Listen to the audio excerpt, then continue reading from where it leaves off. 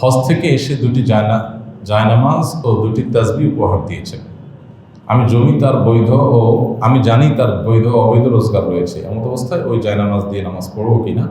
নামাজ পড়লে হয়তো তৃপ্তি হবে না। এমন অবস্থায় এই জায়নামাজ দুটি তাসবিহ এমন কী করবো?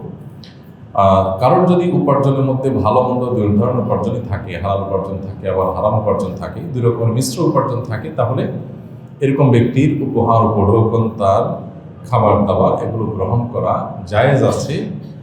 যেহেতু হালাল হারাম দুই রকমের উপার্জনই আছে মিশ্র, আপনাকে সে হারাম থেকেই দিয়েছে, এটা চূড়ান্ত নয়, সেজন্য সরাসরি হারাম না, কিন্তু এটা অ্যাভয়েড করাটা হলো তাকওয়ার দাবি। যেহেতু সন্দেহ এখানে থেকে যায়, সেজন্য এটা গ্রহণ না করাই উচিত। আপনাকে যদি সে দিয়ে থাকে, কোনোভাবে অ্যাভয়েড আপনি করতে না পারেন, তাহলে আপনি অন্য কাউকে দান করে দিবেন।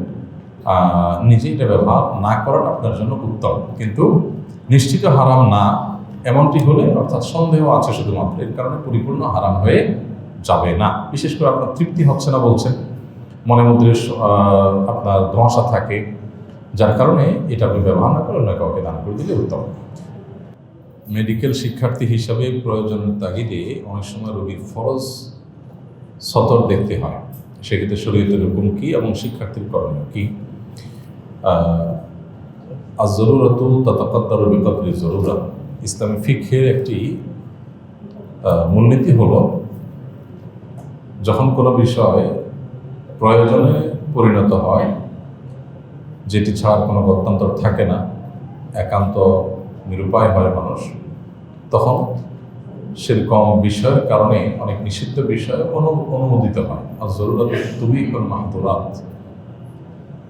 এই জাতীয় প্রয়োজন, যে প্রয়োজনটা যেন তোরা প্রয়োজন না, এর উপরে অনেক কঠিন কঠিন বিষয়, জটিল জটিল বিষয়ের উপর নির্ভর করে, যেমন মানুষের চিকিৎসা, জীবন মরণ, এ ধরনের ব্যাপারে যদি সতর দেখতে হয় ডাক্তারদের জন্য, বা ইন্টার্নি হোক, শিক্ষার্থী হোক, তাদের জন্য রোগীর সতরের যে অংশ দেখা প্রয়োজন ততটুকু দেখা যায় আছে। আর জরুরত তাতাকাদ্দারু বিকদরি জরুরা। জরুরত যেটা প্রয়োজন, এটা যতটুকু প্রয়োজন ততটুকুর জন্য এটা জায়েজ আছে, এর বেশি নয়।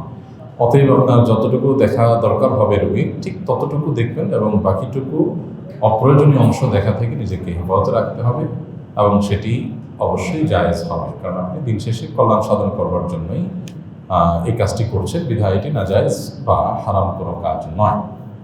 আমি বিবাড়িয়া থেকে আপনার কাছে চিঠি নিয়ে এসেছি। আমার বাবা আল্লাহর ঘর মসজিদের জন্য আমাদের বাড়ির সামনে রাস্তার পাশে 6.5 শতক জায়গা ওয়াকফ করে দিয়েছেন, কিন্তু দুঃখজনক আমাদের বাড়ির পাশে কোনো মসজিদ নেই। একটি মসজিদ আছে দূরে, মানুষ ফজরের নামাজের জন্য দূরে যেতে চায় না। আর আমার বাবা জায়গা দিয়েছেন ঠিক, কিন্তু অর্থ জোগাড় নেই। উনি শুধু জায়গা দিয়েছেন, বাবা এখনও আছেন। আপনার মতামত চাই আপনার ফাউন্ডেশন থেকে এই ধরনের। জি না, আমরা ফাউন্ডেশন থেকে কোনো মসজিদ, মাদ্রাসা নিজেরা নির্মাণ করে দেওয়ার মতো কোনো প্রজেক্ট আমাদের হাতে নেই। আমাদের কাজগুলো কি আছে না আছে, মেহরবানি করে আসন্না ফাউন্ডেশনের যে ওয়েবসাইট আছে, সেই ওয়েবসাইটে দেখবেন আমাদের কি কাজ আছে। বৃক্ষরোপণ, ইফতার বিতরণ, স্বাবলম্বীকরণ, এই জাতীয় কাজগুলো আমরা যেগুলো করি, সেগুলো। কোনো মসজিদ নির্মাণ, মাদ্রাসা নির্মাণ আলাদা করে এটা করার মতো এত ফান্ড তহবিল আমাদের কাছে নেই, সেরকম প্রজেক্ট নেই। আলহামদুলিল্লাহ এগুলো অনেকেই ব্যক্তিগত তৈরি করছেন। আমরা আপনাদের কাজকে সহজ করুন। আপনি মসজিদ করবেন, সেখানে বিল্ডিং লাগবে কেন?